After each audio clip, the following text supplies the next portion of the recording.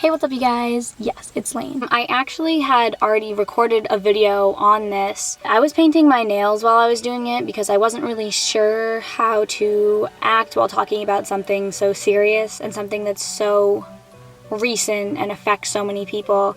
Definitely don't want to upload something talking about someone being murdered while I'm painting my nails because that's disrespectful, so I decided to re-record it. I might have some of the old footage in this video. Hey, what's up you guys? Yes. So I am back today to talk about something that has recently occurred in our area, if you're from around here and you're watching.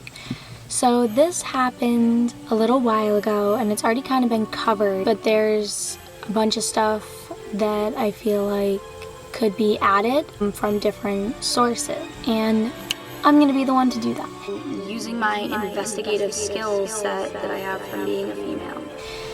So this event transpired when the moon was in retrograde, but there's been a lot of crazy, like, batshit stuff going on, and I think that this took a lot of people by surprise, and I think that some people weren't all that surprised. So what we're going to be talking about today is there's this kid that went to school with me and my friends. When I was a freshman, he was our senior. He went missing, and I was like, that's weird. But there have been a lot of white men between ages of 19 to 26, I'd say, going missing around here. The murder of Brandon Chickless by his high school girlfriend, Julia J. Enright. Starting at the beginning, Brandon Chickless would be 21 years old. He was killed a little while ago. He was 20. He was known to be very, very sweet, always there for you. Chickless's family asked for privacy today, but they did speak with us as they searched for his killer. And we appreciate any help that anybody can give. He was the most kindest, loving person ever. If you called him, he was there. You needed him for anything, he was there for everybody. So Brandon attended MONTY TECH while I was going to school. He was, I was a freshman and he was our senior. I think that he was in what's now called HVAC. He graduated in 2015. He dated Julia Enright during high school. You'd see them around, class, sitting outside, waiting for the bus together, normal couple things. They broke up either before the end of high school or very, very shortly after. They remained friends. After graduation, he started dating this girl, Jocelyn. I believe that they started going out February 2nd, 2015. All of a sudden, people start posting all these things across social media platforms, mainly on Facebook. Brandon Chickless missing. So he was reported missing the 24th. The 23rd was the day he actually went missing. He was going to his dad's house for a late Happy Father's Day celebration, but he never showed up. June 29th, his car was found in a Hannaford's supermarket in Rindge, New Hampshire. His body was found July 10th by a jogger off of Route 119, 6 miles from where his car had been found.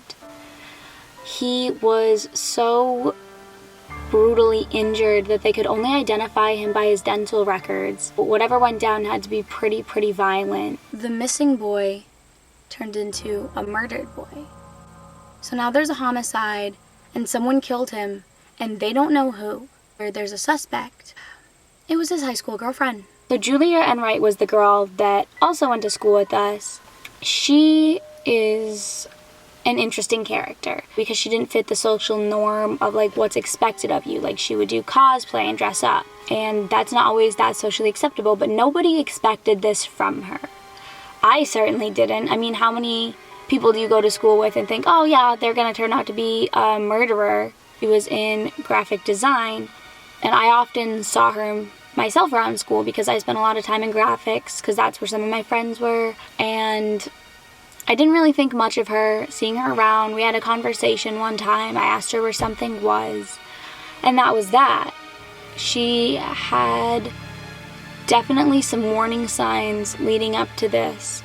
If you check her Facebook, she had a bunch of posts. I want to be like the bear in the woods. I want to kill the people when I want. And like in all her photos, she does this weird thing. Instead of being like, she's like,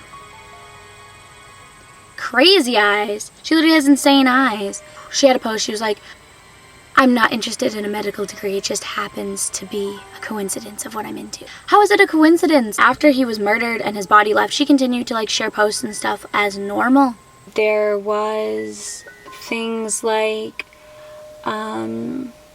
pyromania, and like I get if you're into anatomy, physiology, animal kind of things like that, like animal skulls. Like I have a fox skull, but I found that I didn't go out and kill animals, or like people weren't just like, hey, here's a dead animal because I know you love them. Julia Enright admitted to drinking with him on the day that they were together. Prosecutors say Enright admitted she had arranged to meet Chickless at her house and the two had been drinking. But that he had gone to buy narcotics, probably weed, but you know, reports won't just say that. And then she said that he didn't come back. The last place that he was pinged on his phone before his phone was shut off, broken, discarded, thrown in a lake or whatever, was at her residence where she lives with just her father. So police with helicopters, stadies, dogs, they went and searched around her property for him, and that's when they came to her treehouse located a little ways away. They said in the report that it had recently been cleaned, that a new carpet had been put down. It was apparent that the treehouse had recently been cleaned. Blood had seeped down through the floorboards of the treehouse. And assuming they use black lights, because that's how you can tell that there's blood. They shine the black lights, there's blood all over the ground. It's all down the stairs, it's at the bottom of the stairs. It's soaked through the treehouse onto the ground below it. And that's just insane. Like, the human body produces a lot of blood, and just like to think that you could cover that up or like try and get rid of that. They found it in her car. The Massachusetts State Crime Lab confirmed that it was his blood. She was arrested, but she was held without bail. A not guilty plea was entered on her behalf, but In charge of 1 count of murder. he would have been turning 21 that day. And she was a phlebotomist, which is someone who draws blood, takes blood, tests it, that kind of stuff, for Quest Diagnostics, where coincidentally, this guy works who likes to harass the girls that I work with at my job. He'll come in and he's super creepy and he asks us all kind of inappropriate questions and pretends to look for men's hair dye. And he works at the same place. It got so bad that my manager actually called his company and said, hey, if this guy shows up here again, we're getting a restraining order, so tell him to back up and back off. This is unconfirmed. I don't know whether this is true or not, but I read somebody commented on her page along with many other comments. They said that she had been hanging out with someone who was recently arrested in this area for killing and murdering a goat, and she had been hanging out with him. Right now, I don't know if that's actual fact or people just ganging on. I don't know if she knew him. That kid was arrested. There was a kid actually arrested for slaughtering a goat and drinking the goat's blood in a cemetery sacrificially, because people are fucking psychotic. But for, like I said, I don't know if that's confirmed or false information. She was arrested July 30th. She also worked at Dunkin' Donuts. It's just crazy, you know, like they were like starting their lives, and if you're just gonna go and like kill another person, which I'm sure that she practiced on other animals or possibly other people. A lot of boys in their 20s have gone missing recently. And we don't know the motive behind any of this. We don't know yet why she did it, what her intent was, what she thought she was going to get away with, if it was planned. Because they were friends on Facebook. They clearly hadn't ended in a horrible way. Otherwise, they wouldn't be friends on Facebook. They wouldn't still like each other's photos and stuff. Prosecutors say Enright admitted she had arranged to meet Chickless at her house, and the two had been drinking. She says he left to buy drugs but never came back. He clearly didn't feel that threatened by her if he was going there to drink with her prior to going to his father's house. There are a lot of unanswered questions that I hope get released or get answered, and I'm going to look into answers for, like, why was he going there? Did they still hang out? How she killed him, why she killed him, and was someone else involved?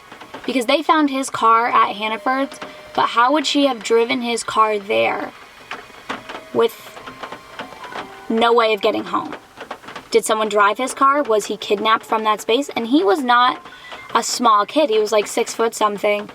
How is she going to carry him or do whatever she did with him and bring him someplace? So did somebody help her? Maybe another family member, someone else that was in possibly a cult or something that she had? That weird kid that could have possibly drank blood with her in a graveyard? I don't know. Hopefully some things will come to light. For right now, we don't really have all that much. My thoughts go out to, and my positive energy go out to his family, as well as hers, because can you imagine you raise your kid and somehow they turn into being a killer? No parent wants that. So I just hope everybody is respectful to the two families, and obviously they're going to be looking for someone to blame, but blame her, don't blame her family, because I'm sure they had no idea. And I'm so sorry to Jocelyn for the loss of the love of her life, really. They'd been together for a long time, since February 2nd, 2015. That's a long time. If you have any comments, questions, anything like that, leave them in the comments below. Any theories, let me know. Subscribe if you want to see more. I'm probably going to make a second part to this and try to figure out some more stuff. So I'll see you guys next week with either that or something else. I'm not sure, but there will be something. Thanks for watching. I guess it just goes to show, like, be careful who you're around and who you trust, because you never fucking know.